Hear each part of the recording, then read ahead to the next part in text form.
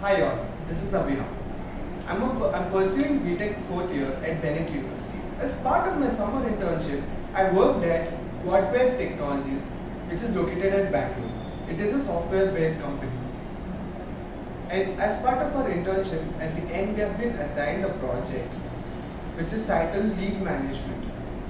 It is a project where I must develop a leave accept reject approval workflow for schools or colleges. In this project, a student, lecturer or HOD can apply for a leave where the principal or lecturer can approve or reject the request based on certain criteria. I shall explain this in more detail in our slideshow. Our project is titled Leave Management. We must develop a sophisticated leave request and approval workflow for schools or colleges. The complete process must be done online for the ease of students, lecturers, and principal. This project is developed by using the company's web portal, which supports numerous facilities with just drag and drop support. We had also used MySQL Workbench to store all the data. A connection is also established through the web portal to MySQL Workbench. About the project is to develop a workflow on leave management. Roles. There are four roles here: students, HOD, principal, and lecturer. Each role has its own specific tasks. Requirements. The first requirement is student is applying leave. The second is lecturer or HOD applying a leave. The third is a grid list, and the last one is a dashboard. So a solution. We have come up with our own unique solution. So our solution is that from the given problem statement by the company, we have created around four process flows. These four process flows has its own unique purpose to fulfill the leave management project. Moreover, to store details of end users, we've created a database that includes creating, storing, fetching details as per user needs. We have created around one main process and three sub-process flows. Uh, these are the following process: applying leave request, which is the main process of our whole project. The second one is the principal approval. This is a sub process. The third and fourth are grid and dashboard, which are also sub processes. So coming to our main process, which is applying leave request. So initially we have a start node, which is essential for any process flow. Then we move to the second node, which is a task node, which is named as request. This task node contains a form in which um, the student, lecturer, or HOD can fill his the required details to apply for a leave. These details applied After these details are applied, it is moved to the next node, insert data node, which is a database node. In this node, a query is given where all the details inserted in the previous form will be stored into our database. Next comes a rule node. In this rule node, we will initially check whether um, the person who filled the form is a student or lecturer or HOD.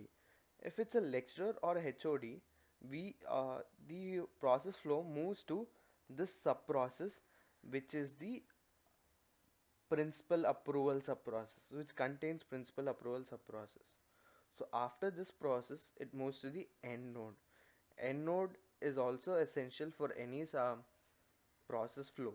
The start and end nodes indicate that this is the start of the node of a particular flow, and this is the end of the other particular flow. Now let's move back a little. Over here, we will check if the one who filled the form is a student, lecturer, or HOD. If it's a lecturer or HOD, we will be moving here. What if it's a student?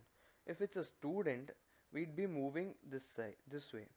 Over here, this is an approval reject node in which another form is present, which can be only accessed by the lecturer.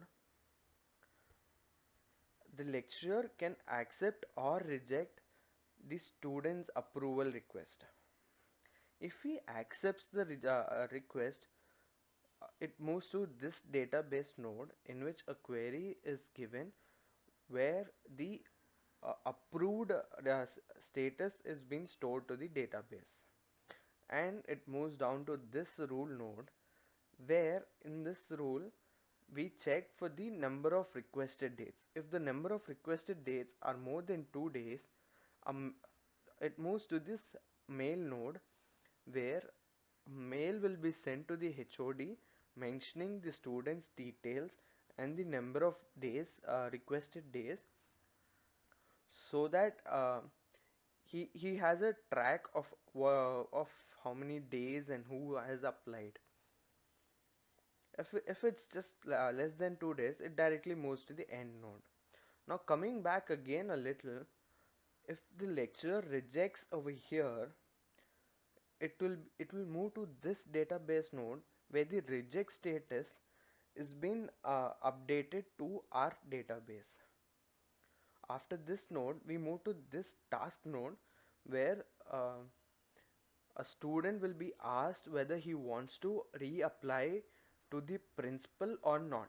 If he wants to just skip and end as a request status, it just moves to the end node.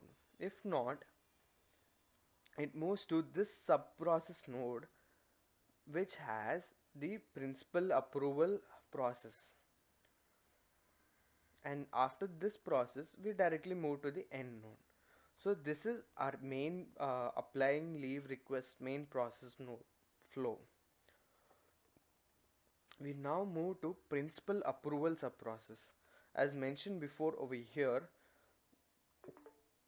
this flow will be activated only if we encounter these nodes in the main process flow.